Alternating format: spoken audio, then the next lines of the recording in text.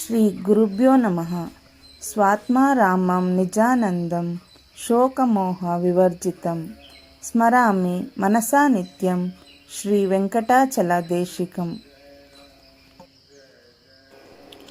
ಓಂ ಶ್ರೀ ಗುರುಭ್ಯೋ ನಮಃ. ಎಲ್ಲ ಗುರುಬಂಧುಗಳಿಗೂ ಪ್ರಣಾಮಗಳು. ಇಂದಿನ ಗುರುವಾಣಿಯಲ್ಲಿ ಕೆಲವರಿಗೆ ನನ್ನ ದರ್ಶನವಾದರೆ ಇನ್ನು ಕೆಲವರಿಗೆ ಅದು ಪಿತ್ತದ ಪರಿಣಾಮವಾಗುತ್ತದೆ. ಏನು ಮಾಡುವುದು?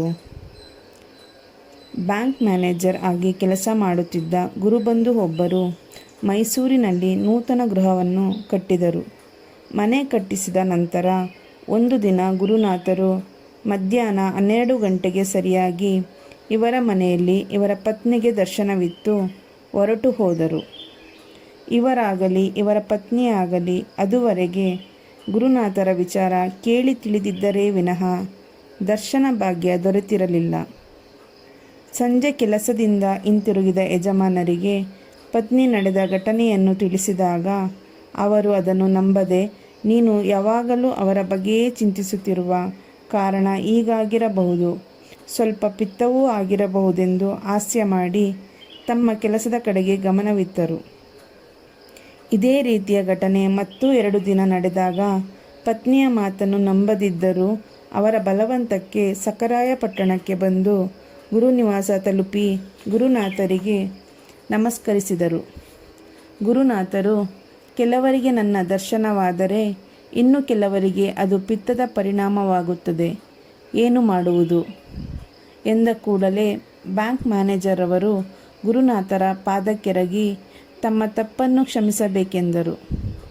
ಆಗ ಗುರುನಾಥರು, ನಿಮ್ಮ ಪತ್ನಿಗೆ ಅವಲೋಕನ ಶಕ್ತಿ ಇತ್ತು, ನನ್ನ ದರ್ಶನವಾಯಿತು, ನಿಮಗಿಲ್ಲ ಎಂದ ಮಾತ್ರಕ್ಕೆ ಅದು ಸುಳ್ಳೋ ಎಂದರು. ನಂತರ ಅವರನ್ನು ಸತ್ಕರಿಸಿ ಸಂಜೆಯ ಹೊತ್ತಿಗೆ ಅವರನ್ನು ಒಂದು ಕಾರಿನಲ್ಲಿ ಕುಳಿತುಕೊಳ್ಳಲು ತಿಳಿಸಿ ತಾವೊಂದು ಕಾರಿನಲ್ಲಿ ಕುಳಿತು ಒಟ್ಟಾಗಿ ಹೊರಟರು.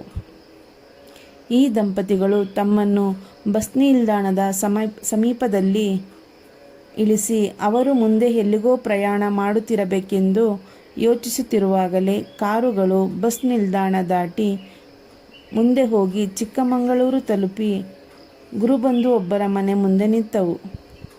ಆ ಮನೆಯವರು ಗುರುನಾಥರೊಂದಿಗೆ ಬಂದ ಈ ದಂಪತಿಗಳನ್ನು ಪರಿಚಯ ಮಾಡಿಕೊಂಡರು.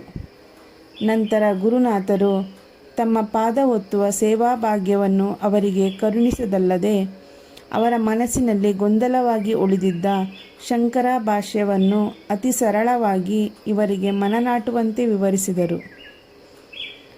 ಮೈಸೂರಿಗೆ ಹೊರಡಲು ಸಮಯವಾಗುತ್ತಿದೆ ಎಂಬಂತೆ ಕೈಗಡಿಯಾರ ನೋಡುತ್ತಿದ್ದ ಇವರನ್ನು ಕುರಿತು ಗುರುನಾಥರು, 4 ಗಂಟೆಗೆ ಹಿಂದಿರುಗಬೇಕು ಅಂದುಕೊಂಡಿರಿ, ಆಗಲಿಲ್ಲ.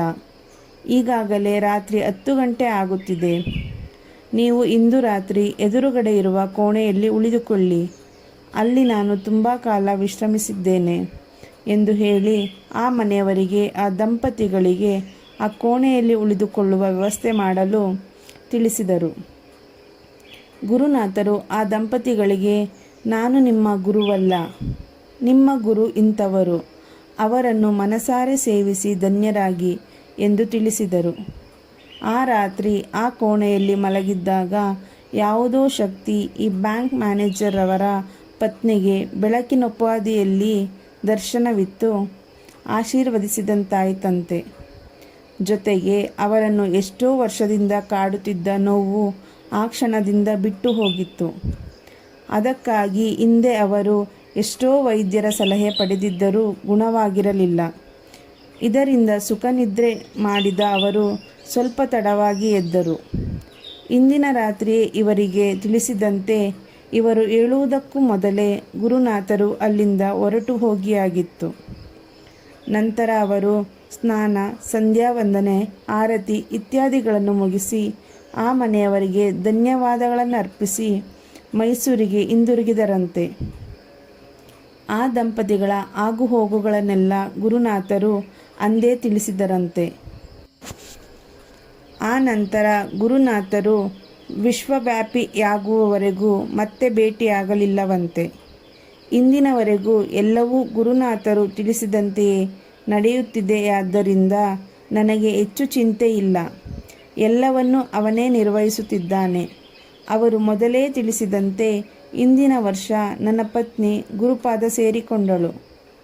ಅವಳು ಗುರುನಾಥರಿಗೆ ಪ್ರಿಯವಾದ ಭಕ್ತೆಯಾಗಿದ್ದಳು ಎನ್ನುತ್ತಾ ಇಂದಿನ ಘಟನೆಗಳನ್ನು ನೆನಪಿಸಿಕೊಳ್ಳುತ್ತಿದ್ದ ಆ ಗುರು ಬಂದು ಭಾವೋದ್ವೇಗಕ್ಕೊಳಗಾದರು.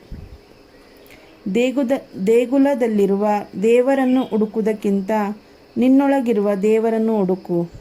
ಅವನು ನಿನ್ನೊಳಗೆ ಇರುವವನಾದರೂ ಕಾಣುತ್ತಿಲ್ಲವೇಕೆ? ಉತ್ತರ ಕಂಡು ಹಿಡಿದಾಗ ನೀನೇ ಅವನಾಗುವೆ.